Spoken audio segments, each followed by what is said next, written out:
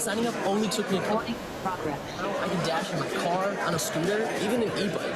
Visit DoorDash.com/earn today to learn more.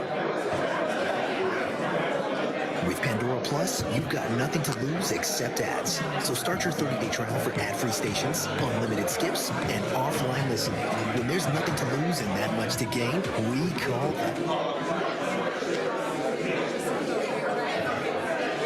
Is Henry here?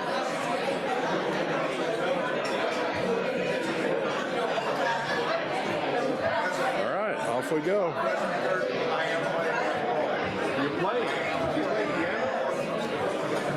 You all play.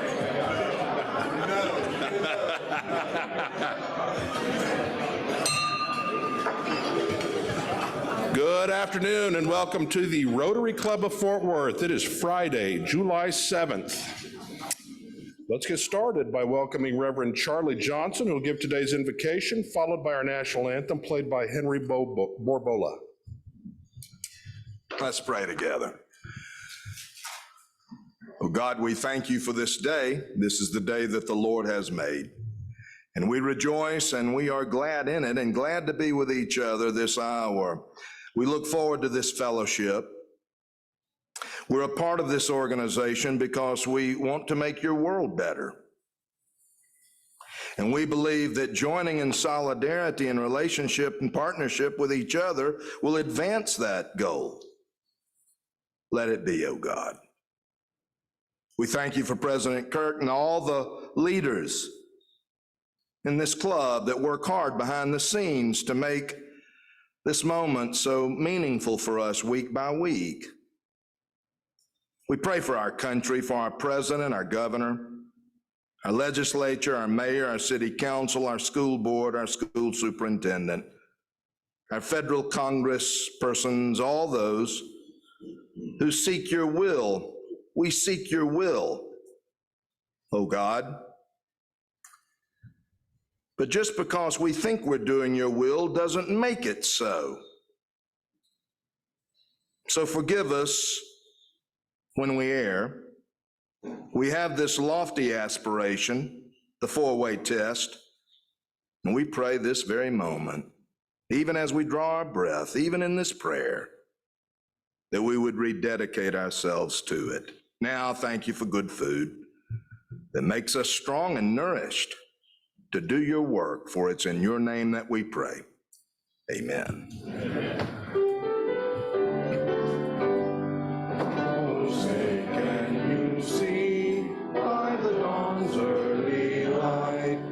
So proudly we hailed at the twilight's last gleaming, whose broad stripes and bright stars through the perilous strife o'er the ramparts we watched were so gallantly streaming. The rockets' red glare, the bombs bursting in air, gave proof through the night that our flag was still there. Oh, say does that star-spangled banner yet wave o'er the land of the free and the home of the brave.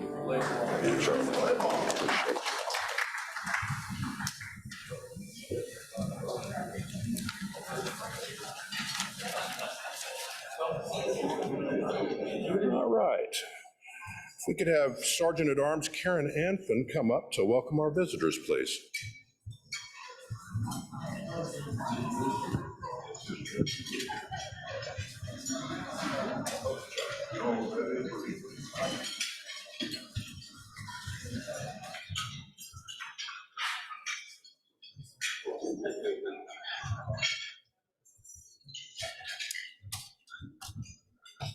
Okay, let us welcome to Rotary today. Thank you. Kaylee Scott, a guest of Daniel Katsuik. You could. And Dr. Linda LaCosta, guest of President Kirk. Driver.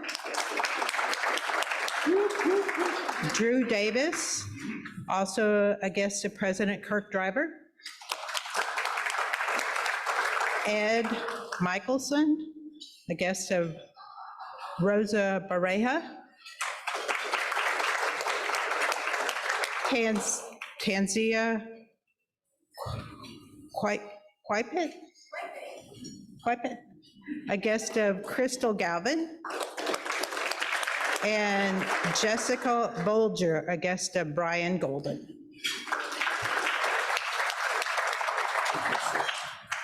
Thank you, Karen.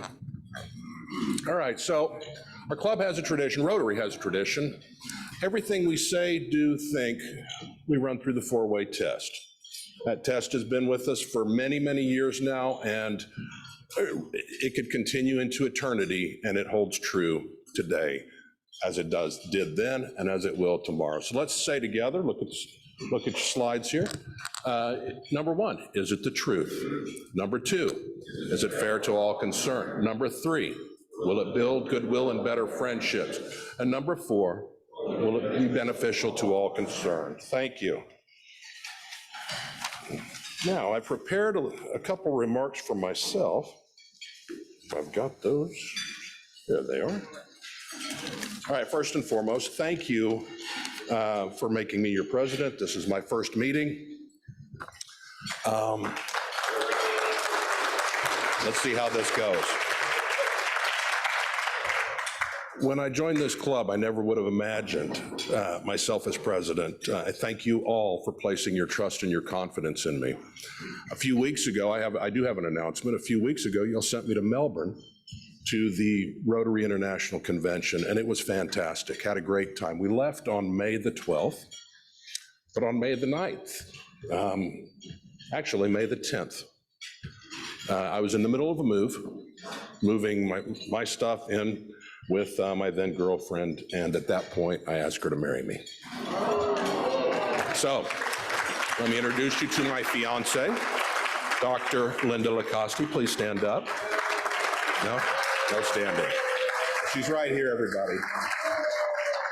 And we will be married in this very room on December 30th of this year.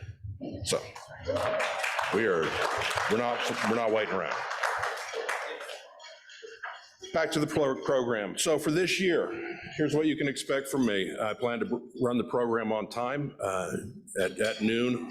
God willing, I will be ringing the bell, so please keep that in mind when you're getting your food and stuff, that you may want to be here a few minutes early if you want to be at your seat about the time that bell rings. I will be focusing this year on what we do as Rotarians, locally, regionally, and globally, and sharing that stuff with y'all as members, because we do a lot of stuff. Rotary is a huge organization. It's like 1.3 million people, I want to say, worldwide, all of them with a singular focus on doing good in this world. And we should be proud of that. We should be telling our friends and our families and our neighbors about all that stuff. So I'm going to share that with you and give you some talking points. I plan on also spotlighting some of our members on why we joined Rotary, what keeps us motivated towards this, what's the favorite things we've done about in our tenure as Rotarians. So look for that coming down the pipe. I will be tapping some of you on the shoulders and asking you personally to share your story. We are still pushing for growth and quality membership, and I'm relying on y'all. Okay, you're the ones who make it happen, and it starts with an invitation to our luncheon each Friday. I welcome your thoughts and ideas as we move forward this year. My email address and my phone number are in Club Runner, or just catch me after one of the meetings. I'll give it to you directly. Now let's continue with the program. So taking into account we had this four-way test. Let's throw it aside for a few minutes. John Wright, where are you at, John? For the newscast.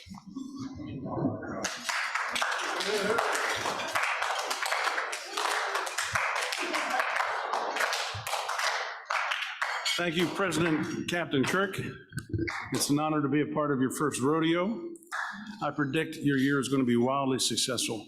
Rotarians and guests, a year ago I did the newscast. 2 days before I did it, someone called me and said someone had dropped out. Could you do it? And I did it.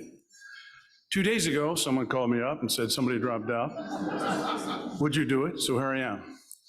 Just so that your expectations are not so high, I want you to understand, I'm not up here because somebody thinks I'm funny. I'm up here because I'm available. And also, Captain Kirk told me yesterday he's going to run a tight ship. We're going to run on time. This is only supposed to be 3 minutes. So that only gives us time for 6 short news items with commentary. Number 6, the Fort Worth Chamber of Commerce completed a nationwide search, and they went through a list of very talented people all across the country, and they found the best candidate right here in Fort Worth. Rebecca, we're so excited that your husband, Steve Montgomery, is going to be our new president.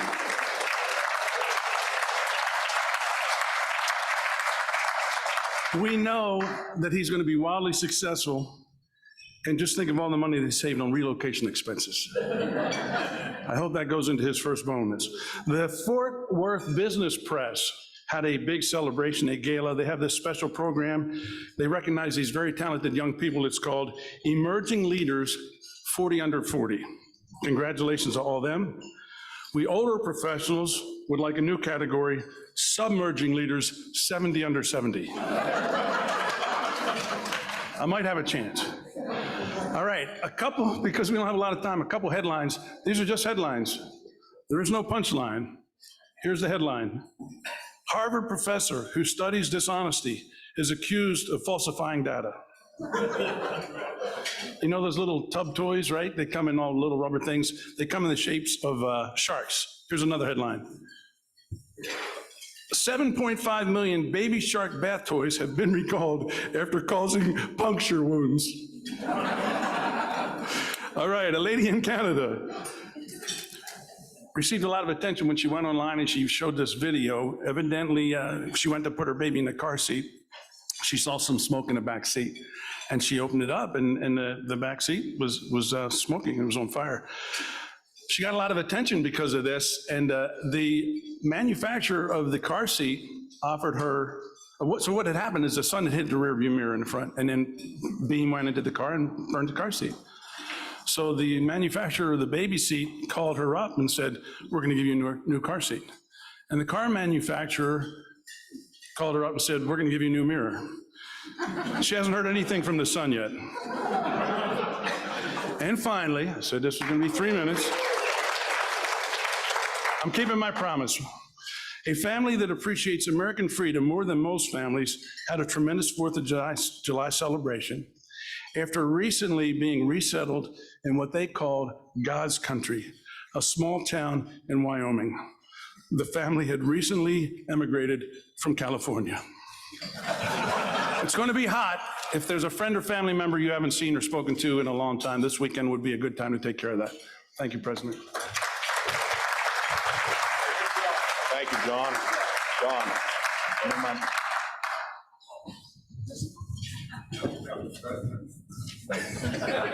Yeah, boy, wouldn't that be fun? All right, next up is past President Rachel Marker with some grant awards.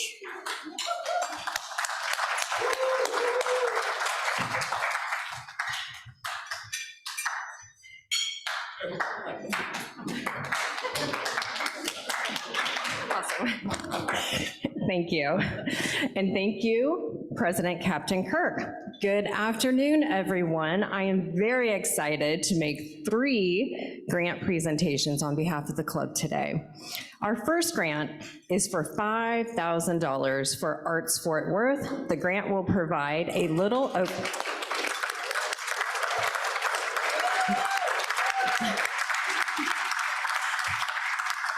I like this on a Friday. That's awesome. The grant will provide a little over 100 students dance lessons and art supplies during summer camps that they help coordinate. Accepting for the organization is the creator of this song, Rotary's Ode to Bread Pudding. Let's give it up for Wesley Gentle. Thank you so much. Thank you. Yes, I can shake your hand too, sir. Our second grant is for $5,000. No, okay. Thank you. and is to go to Don't Forget to Feed Me Pet Food Bank. Aww.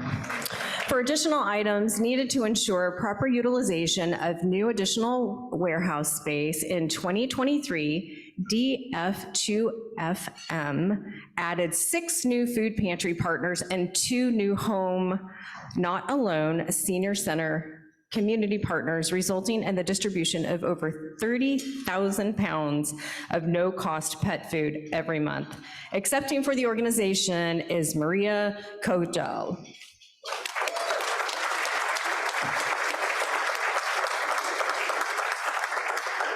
There you go. Congratulations. Thank you.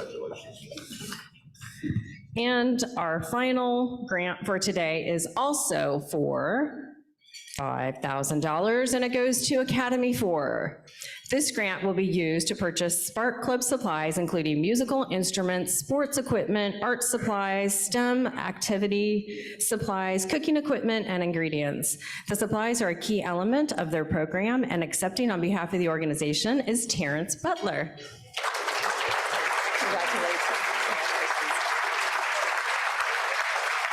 And let's have a final round of applause for all the great work these organizations are doing. And as you're looking to make those dues payments, don't forget to make a contribution to our endowments as well. Thank you all. Isn't that fantastic? $15,000, boom, out to the community. And that's what we do. And like Rachel said, please keep our foundation, our endowments in mind when you're making your charitable donations this year. Okay. Moving right along. Next up, Secretary Maddie Compton for 2 first readings.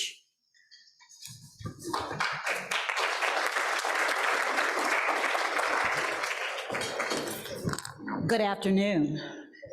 We have 2 first readings today. The proposed members are Elizabeth Beck. Her title is attorney. Her company is Lee & Brazil, LLP. Her classification is law.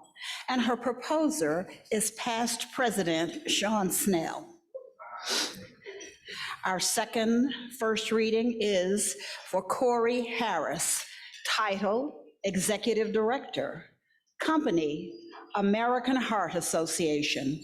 Classification, nonprofit. And the proposer is Connie Blake. If no written objections are received in the Rotary office by July the 14th, these proposals will be given second readings and voted on by the club. Thank you very much, Madam Secretary. Richard Knight, would you come up to the stage and give us a new member? Oh, wait a minute. Yes, would you give us a new member introduction, please? Where's Richard? Sure. There you are. Yeah, come on up.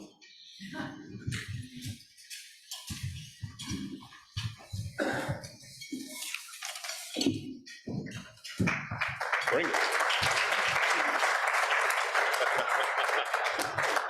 We still haven't figured that out yet. We're working on that. Salute or shake. Anyway, folks, the person I'm about to introduce you today has become a dear friend of mine over the past couple of years. We met first at a voluntary activity during my first tenure as chair of the Community Outreach Committee, and an instant connection was made through our joint desire for service and giving back to the community. Those of us in the room that know her know she can be a bit intense at times. I mean, she's bossy, okay? Just there's no bones about it, she's bossy, but we love her. You see, she comes by her driven attitude quite naturally. Rose is the 6th of 9 children and the eldest in her immediate sibling group. And as a result of a challenging upbringing while attending high school in Brownsville, Texas, she became caretaker for her younger siblings, frequently placing their needs above her own. Undeterred, she persevered, finished high school, later putting herself through college, and graduated with honors from the University of North Texas. It was after she began a professional career as a paralegal at a local law firm that a chance encounter with a first-year associate propelled the next phase of her career. See, this associate was fresh out of law school, easily making about twice her salary, and she had to teach him how to fill out a FedEx shipping label. So she's like, the heck with that. If this guy can be an attorney, I can too.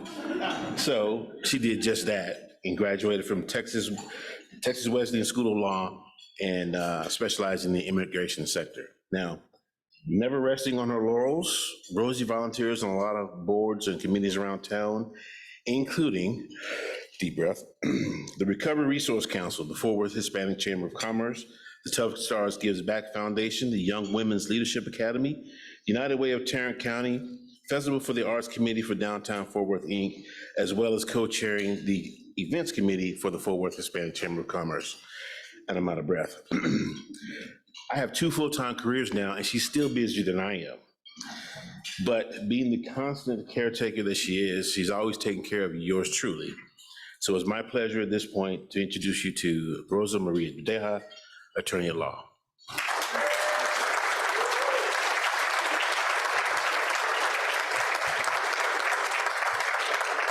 Thank you so much. I'm so honored to be a part of Rotary, and I've been coming here for a couple of months now, and I just love it. I look forward to Fridays, so thank you. When coming up with a fun fact to share today, I realized that I'm kind of boring, but last night, when I couldn't sleep, because I still couldn't come up with anything, I remembered something. I have a medical condition which results in a very extremely heightened sense of smell. We call it super sniffer around my house. And I actually smell things that the majority of the population doesn't smell. And that's a curse and a blessing sometimes, as you all could probably figure out. When my boys were little, potty training was so easy because I knew they needed to go before they even knew they needed to go. And at the same time, you know, like elevators, those are always a gamble. When the elevator opens and there's a lot of people, I never know what I'm gonna get. But it also, and it also helps me in my job. There's times when I walk in for a consultation and I can tell so much about my client just by opening the door and walking in. And so I promise that if I pick up any sense from you, I'm not gonna say anything. I'm not gonna tell anyone what you did last night. We'll just keep it between us. So that is my superpower, and I do try to use it responsibly. So thank you.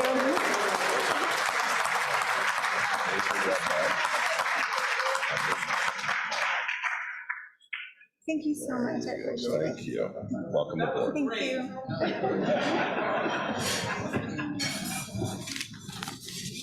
Very nice. We also have 2 blue badges now. Brendan Harrington, Roddy Spellman, to the stage, please. Okay, those of you red badgers, Rosa being one of those, you do 6 acts of service for the club. You can get with Aurora for a list of those, and you get the coveted blue badge. If you've had a blue badge or a red badge and you've been here for more than 6 months, you probably ought to step up your game. Come on up.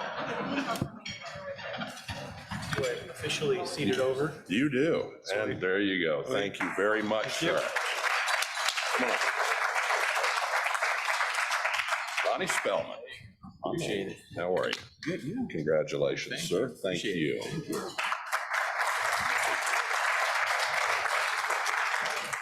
Okay, our chairman of the day is Mitch Reitman. Please come on up and introduce our speaker.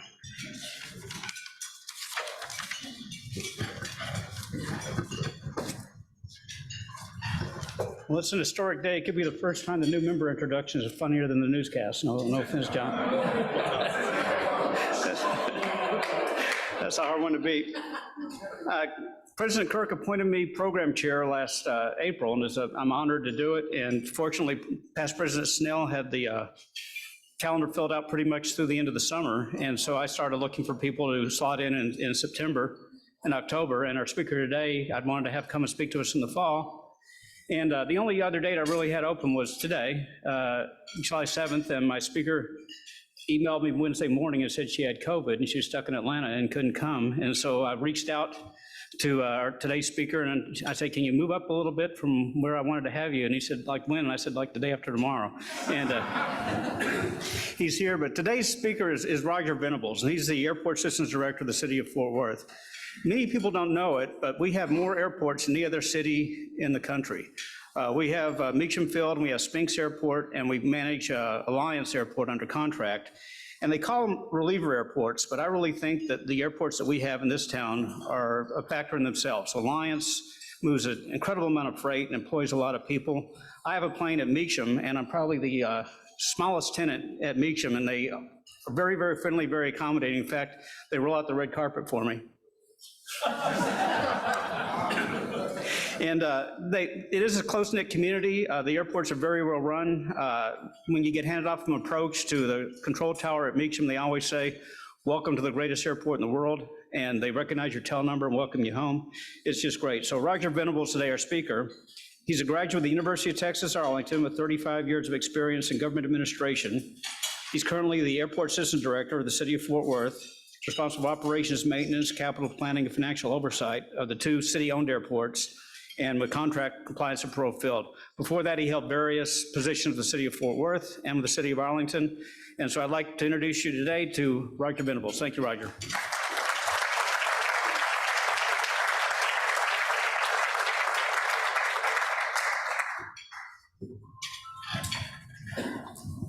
Well, thank you, Mitch, for the opportunity to come out and speak today about the city's gems that represent our airport system in the city of Fort Worth. I'm not used to seeing my mug on a big picture like that, so if we can move on to the presentation, that'd be great. I've got control of it, right? All right. That's one of the few things I've got. There we go. So anyway, as I said, 2 days ago, I get a phone call, actually an email, says, you don't mind coming in? I said, you know, I love the opportunity to come in and talk about the city's airports. Not only because how vital they are to the economic health of the city and the region and what they represent to the national air transportation system in the United States, but I think they're pretty cool. So I want to come out and share with you some of the nuances of each one of those airports that make up our system. I'll first start by saying that our airport system is completely 100% self-sustaining. That's something the city of Fort Worth should be extremely proud of. There are not that many general aviation airports around the country that can say that they're 100% self-sustaining. That means that all the revenue that's generated from the airport goes to cover all the operating, capital, right, and maintenance expenditures of those airports. That's quite an achievement. In fact, if we broke out each one of those airports out of our system, each one of them could stand independently self-sustaining. So kudos to the city of Fort Worth and their leadership, the city council for support of our airport system. So enough said about that. Let's start with our airports that represent that system. So we have 3 of them. They're very unique in their operating characteristics. And so I'm going to share with you as I go through this presentation some of the unique qualities of each one of these airports. So we've got Perot Field, which that was formerly Fort Worth Alliance Airport, still is. We just put Perot Field in front of it. But I'll sometimes refer to it back and forth as Perot Field or Alliance because we just changed the name earlier this year. And then we've got Meacham International. That's the oldest airport that we've got in our system, and I'll go over some unique characteristics of that as well. And then, of course, Spinks. Spinks came on in about 1989 and joined the airport system of the city of Fort Worth. So this just gives you an overall map of Perot Field. I'm going to point out some distinction on Perot Field that makes it unique from any of the other airports that we have. So, you know, as they say, if you visited one airport, well, you've just visited one airport, right?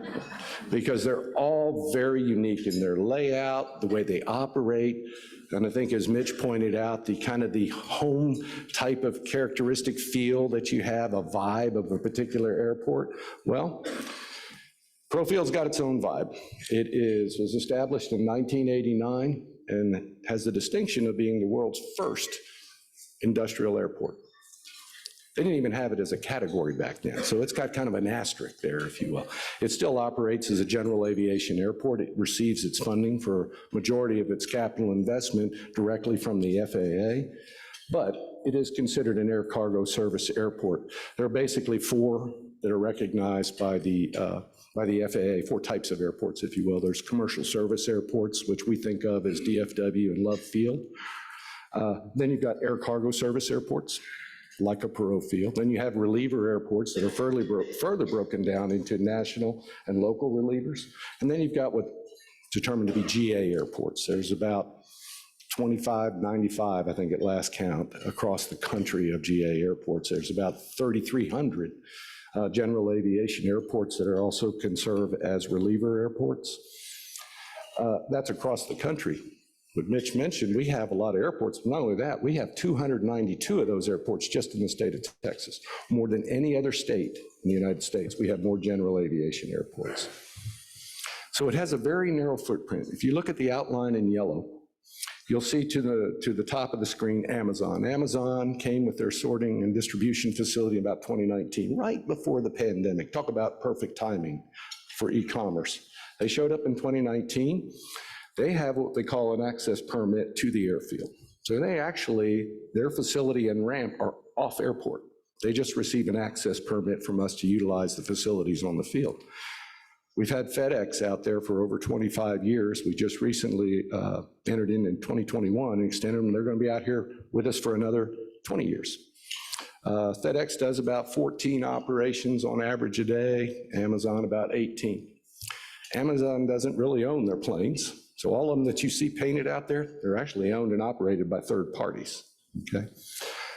It receives about 2.4 billion pounds of landed weight in 2022, ranking it 20th in the country in terms of air cargo landed weight. That's a pretty amazing feat for an airport that doesn't offer passenger service, right? And if you look, there's another 200 acres, kind of in the the northeast quadrant. That's the former home of American Airlines. That used to be their MRO, or maintenance, repair, and overhaul.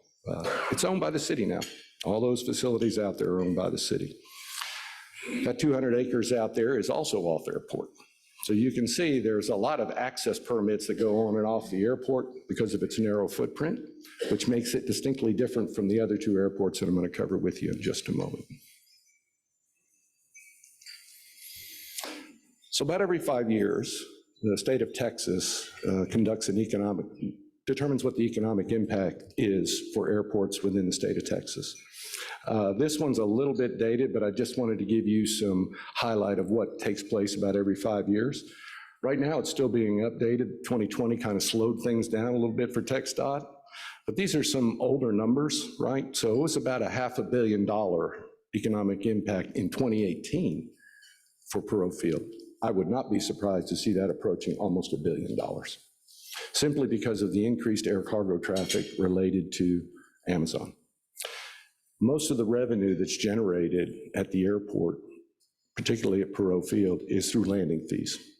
So it's based on the maximum gross landing weight of that aircraft. We get the majority of our revenue of landing fees. The other comes from essentially fuel flowage fees. So that's how it supports itself. Alliance Air Services has been managing the airport since 1993, and we just entered into an extension of that management contract that would take it out to 2042.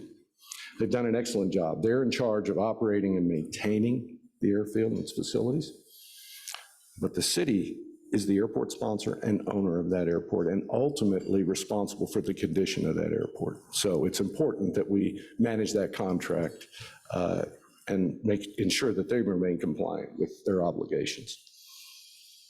So if you look at Fort Worth Meacham International Airport, 1925, Henry S. Meacham and Amon G. Carter sat on 100 acres out there, what is today about 900 acres of Meacham Field. There's two runways out there. There's a primary and a secondary. Primary runway is about 7502. What's interesting about this airport, it's going to turn 100 years old in 2025, and we're going to have a celebration. We're going to celebrate all year long. We'll have a number of events. We may be reaching out to some folks in this room that can help us with planning efforts related to those celebrations that take place in 2025. But it's essentially built out on the east side of the airport. This past year, we adopted a new master plan. The last one we did was in 2004. That's what our new master plan looks like for redevelopment opportunities at the airport, trying to develop out between the two runways. We have a lot of topography challenges out there. That's one of the unique things about Meacham too. It kind of sits up on a shelf. It's a very stable shelf. I'm sorry, can everybody hear me still? All right, good. So what we're looking at over the next 20-year horizon, this is a very important part about a master planning effort. There's one key thing, and that is the demand forecast, right? That's something that TxDOT Aviation looks at and the FAA have to approve in any master planning effort at an airport is, what are your forecasted demand for facilities out there to make sure that the capital investment we make in those airports over the next 20 years aligns with that forecasted demand. So that's the importance of a master plan. Will it actually look like this?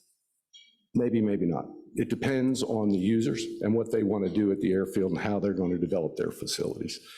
It used to have 3 runways. We eliminated 927, which was the cross runway about 10 years ago. I think it was around 2015 that was eliminated. And that opened up an opportunity for about 34 acres of redevelopment of the airport. We put in Commander Road here in the last 2 years, put all the utilities in place and kind of set the table, if you will, for others to come in and develop hangars on the field. Same thing, Fort Worth, Meacham International, again, looking at the economic output associated with that, a little over 300 million.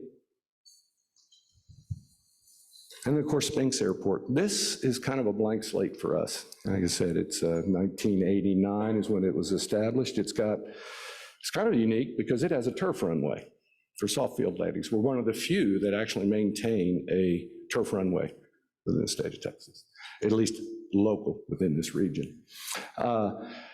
We're starting the master planning effort this year. In fact, we had our first planning advisory committee and public meeting about, well, a little more than 30 days ago. This is where we've got a significant amount of opportunity for development that could occur at this. It's pretty much flat. The world is flat out there, so it's going to make it a little easier for development than Meacham at this point. It has also got a control tower like the other 3 airports that we have. While I'm on control towers, I need to mention this, and I forgot to. In the BIL bill, bipartisan infrastructure law that was passed a couple of years ago, $15 billion was set aside for aviation, general aviation airports across the country.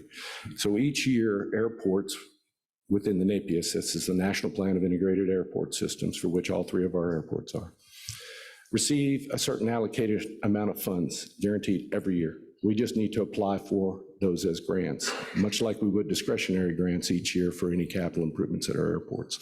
So significant amount of dollars are being pumped into the nation's air transportation system at each one of these airports. $5 billion was set aside for air traffic control towers.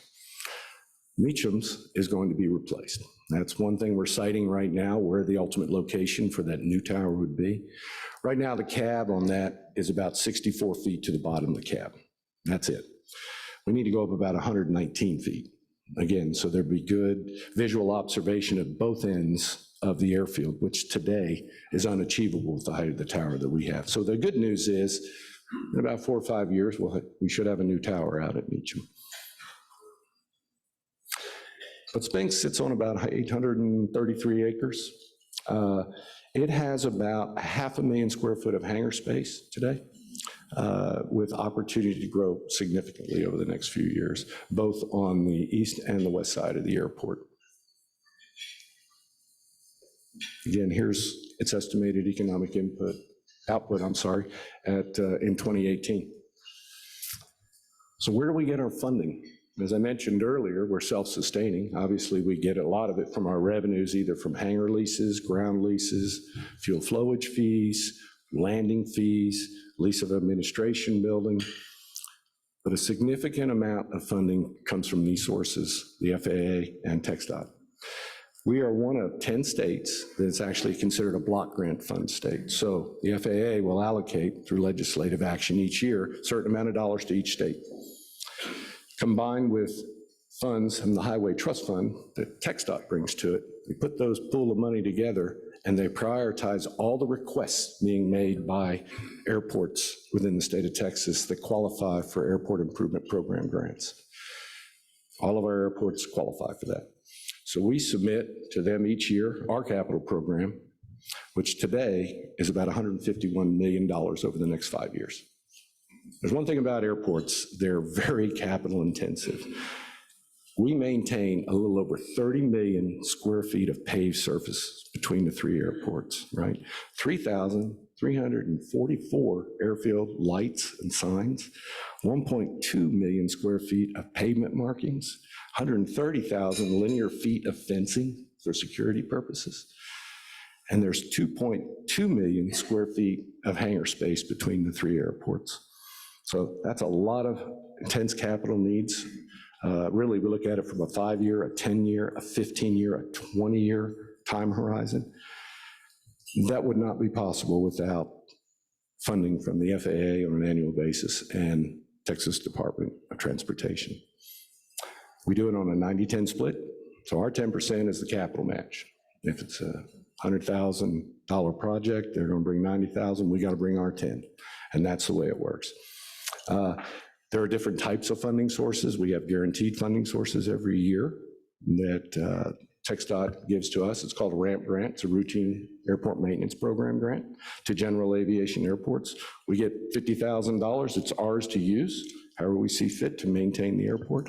But know that anytime we take money from the FAA and TxDOT, federal funds, we have certain obligations, and they're called grant assurances. And embedded in those grant assurances is one, none of the revenue that's generated from these airports can go to any other use except for the airport.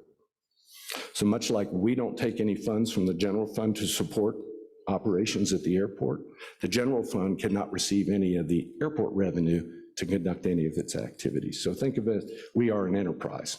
We are a business component, if you will, of the city. And in those grant assurances, it says we need to maintain those facilities over the life of that capital investment, which is 20 years. But it's perpetual. So if every year we're receiving grants, we'll never be unobligated, if you will, as a public use airport.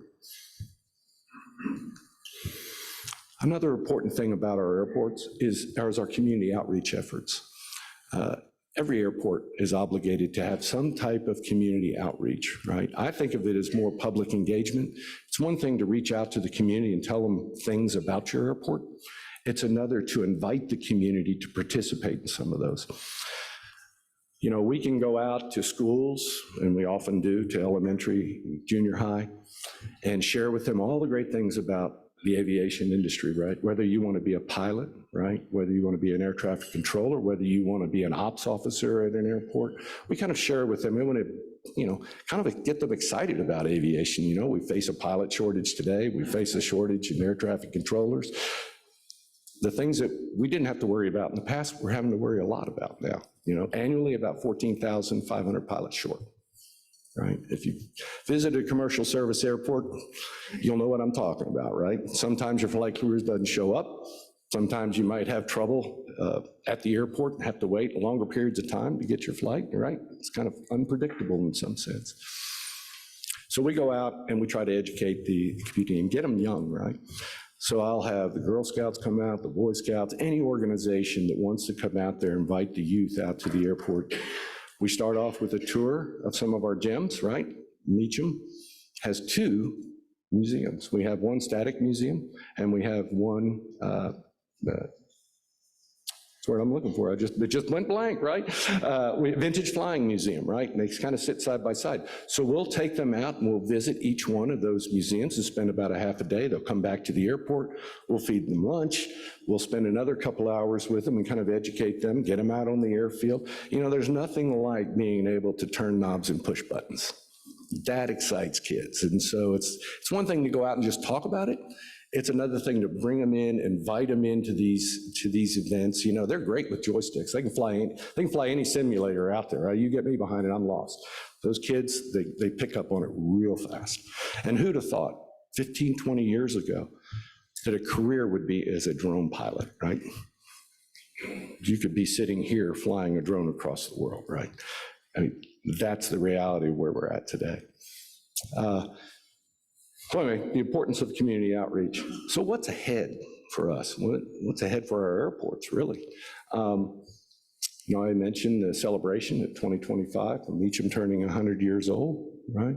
We've got some other things that were kind of antiquated that we're trying to correct, one of which is being able to go online and make your payment if you're a tenant at the airport. I know, it took a while to get there, but we're going to get there. We're also going to consolidate at Meacham. Right now, we've got an ARF station that sits out essentially in the midfield of the airport, and then we've got Fire Station 25 that rests at 38th Street and Main Street. We're going to locate them in a part of the airport that we can combine those facilities, A, for efficiency, but B, we'll be able to serve the air side as well as the public side of the community. And then, of course, what's ahead in terms of advanced air mobility and what kind of role will our airports play in urban air taxis, for instance. There are going to be certifications done by 2025 for these aircraft. They'll be piloted to start with, but what role will general aviation airports play in this, right? Will it be vertistops between downtown and the airport, or the downtown and the commercial service airports, or will it between cities? I mean, that chapter of aviation history for Fort Worth has yet to be written, but we're going to play a significant role in it over the next 10 to 20 years.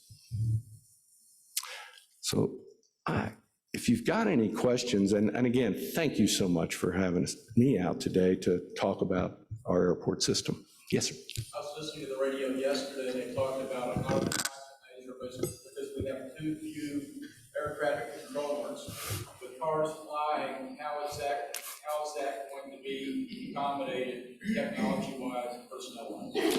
Well, there's a few things that are being considered right by the FAA. One of which they've come out in an advisory circular to show you the layout, if you will, of these vertistops. And then there's the management of the airspace itself. And so what they're really talking about is the sub 400 feet, right? In creating lanes, if you will, in the sky. One thing about lanes in the sky that differentiates it from lanes on the street, they can easily be expanded or shrunk. It's hard to go out, and Lauren will attest to this, to go out and expand a roadway. You can't do it overnight, but you can do it rather quickly if you've established them in the air. So there's more to be determined about how they're going to manage that and how those aircraft will actually communicate with each other along the way. You know, to make it where it's affordable and bring this to scale for everybody, right? To take an urban air taxi, for instance, you got to take the pilot out of there. The FAA is going to be very reluctant at first to take a pilot out of an aircraft, and will the community accept that? That's the key, is there's got to be a lot of community acceptance about what's taking place above you, right? So there's a lot of work to be done, not only in the realm of managing that traffic, those air lanes, if you will, but also the expectations of the community, and how safe do you feel by having those aircraft above you, particularly if they're unpiloted. So I hope that kind of generally answers your question. Yes? Right there, about 2 months ago, we had the chief operating officer for Southwest Airlines serving chief capacity period, and we raised a question about, a lot of us guys to Dallas, to the Southwest, for the fares and the limited flights. Is there left open the possibility that when the sunset of the right amendment ends this next year, or this year, that there may be service to Meacham or one of the four airports? Yeah. It's nothing's being discussed with us right now. I mean, we've had commercial service at the airport, particularly at Meacham. I think it's been tried about 5 different times and failed each time. Most of those were regional service. There are some facility limitations with Meacham that would be difficult for us to accommodate, right? Like a Frontier or a Southwest. The type of aircraft they fly exceeds our design strength limitations for our runway. Now, we land big planes out there today, right? We've had 747s that come in and visit the paint shop at Meacham, but they come under what we call a prior permission request. One, it announces to that pilot and that aircraft owner, hey, here are the limitations of our runway. Here's our runway length, our design strength. our ILS capabilities, you're landing at your own risk, right? But if you invite out a commercial service operator that has an aircraft like the A320 that may be 145,000 pounds, the more frequently you use that runway, the faster it's going to deteriorate. Now, would it be a benefit in terms of additional funding from the FAA? Yes, I think if your employments go above 10, passenger employments on an annual basis go above 10,000, then you're going to get annual entitlements from the FAA. Usually around $1 million is where that starts. But again, you have to take a look, you have to balance both, right, of your facilities and what you're getting in terms of revenue to support that particular use. I think what we're seeing in the industry, particularly as it relates to, let's take for instance, Meacham.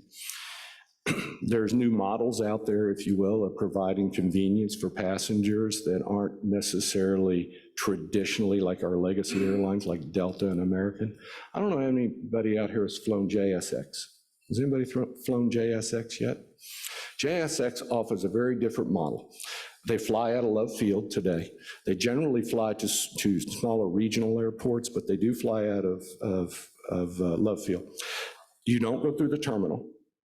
You go off of Lemon Avenue, they're in a hangar, and they basically, this isn't necessarily a pitch for JSX, I'm just talking about a different business model that we're starting to see come. You go in there, they've got a nice little area for you to sit down, you get there 15 minutes before the flight. You swipe your bag, check for any chemicals, go out on the ramp, get on the plane, they fly the Embraer 145, get on the plane, go to your destination, get off, your bag's waiting for you on the ramp, walk right into the terminal building. Easy. We're going to see a little bit more of that. That is really, they're operating as a Part 135, which is an air taxi or a public air charter. They own both sides of the business. If you remember years ago, you'd call up and you'd want to go, I don't know, Punta Cana or wherever you wanted to go, you would generally have a travel agent that would arrange that for you, right? And that was under a Part 380, which is a CFR reference. They're called a public air charter. So what did the travel agent do? They went out and they collected all those folks that were going to go out on this, maybe it was an all-inclusive vacation, which included an air charter of an aircraft. They fill it up, then they go over to the carrier, they book the plane, and they fly out. That's essentially what JSX model is, right? They're basically taking their less than 30 seats, which we can easily accommodate that at Fort Worth Meacham. Less than 30 seats. They're taking your ticket, buying a ticket for it, they're going over, and they also own the 135 operation, right, for the aircraft. Very simple. I think we're seeing more, we're going to see more of that because of its, A, of its convenience, two, they can fly out of some of those facilities would not necessarily be able to support the operations of your legacy carriers. So that's kind of a long-winded explanation to say, there might be other types of operations that can, again, meet some of the convenience needs, particularly with an airport 4.8 miles from the downtown, right? Yes? I'm pretty sure you refer to Meacham as Meacham International. Yes. Where does that come from? Well, that's a good question. But here's the thing. With Meacham, we have an on-site U.S. Customs Border and Protection. So we actually get flights that clear U.S. Customs at Meacham. Some of them find it more convenient or get diverted from DFW and actually come clear U.S. Customs at Meacham. We started that about 2018. I think our first year we had 59. We're up to right now, within 2023, 369 U.S. Customs clearances. If you visit Meacham, there's a yellow box that sits out on the ramp in front of the terminal building, and that's where those planes come in internationally. They get cleared by U.S. Customs there, and they're on their way. And we accept we have U.S. Customs and Border Protection as well at Perot Field for convenience of some of the folks that fly internationally out of there. Yes, sir. What about the issue of having passenger service at Perot Field? Following on my colleague's comment earlier. I don't know if it's necessarily an issue. No one's ever really approached us about having commercial service there. You're talking about scheduled passenger service. Yeah. You notice the narrow footprint that I was talking about too. A lot of that has been eaten up with users already. So it's a question of where would you put it, right? And having someone that has a desire to really want to conduct scheduled service out there. If they came to us and wanted to do that, that's something we'd have to have a discussion with that air carrier about and reach whatever economic terms that we needed to in order to make that happen. The possibility does exist to be able to do that. You can't say that it doesn't, right? Yeah.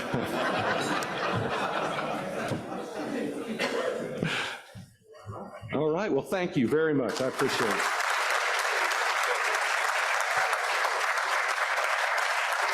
Thank you very much, sir, for your presentation to us.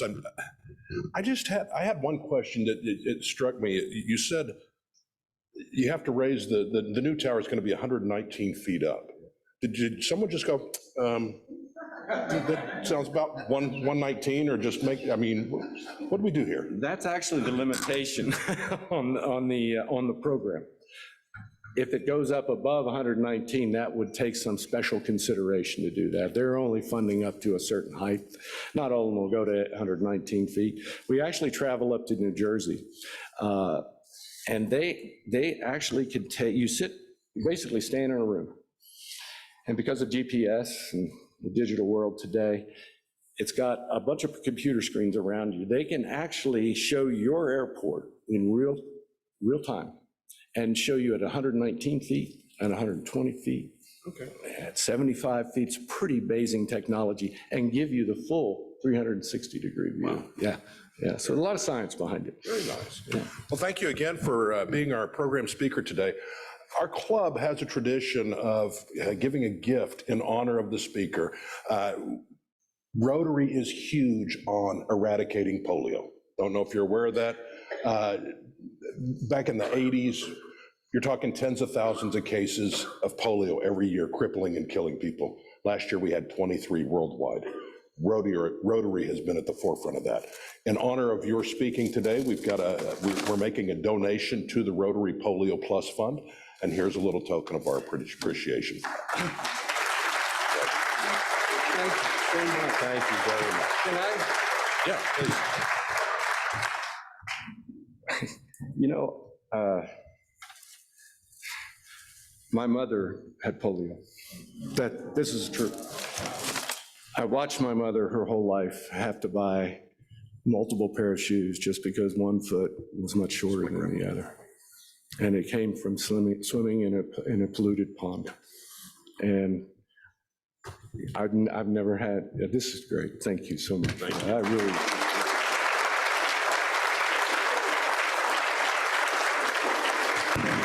Next week, we have Christopher J. Cassidy, President and CEO of the National Medal of Honor Museum Foundation. That ought to be a good program. Also, the Veterans Committee this afternoon is meeting to deliver sundry bags for Meals on Wheels. In case you're unaware, we have a Veterans Committee. They're pretty active in this. Don, how often do y'all do that now? Is it once a month? Once a month, we deliver to veterans. Okay, thank you. So back when I was on that Veterans Committee, actually, Carol, where's Carol? Are you here today? She's out of town. So Carol delivers for Meals on Wheels. And she said, hey, what if we were to deliver the sundry bags to the veterans? So once a month, our Veterans Committee delivers 4 Meals on Wheels, the toiletry bags, the long-term stuff, not the actual meal for the day, but the long-term stuff they need. So kudos to them. They're going this afternoon. If any of y'all want to get involved, that is a great committee to be on. Talk to Don Click. He'll be able to hook you up with that. And our final announcement today, I'm asking for your prayers for past District Governor Kayla Christensen. Kayla had a stroke, and it was a bleeding stroke. It was a big one, and she's still in the hospital. So I ask that you keep her in your thoughts and prayers and send up good wishes for her. With that, this meeting is adjourned.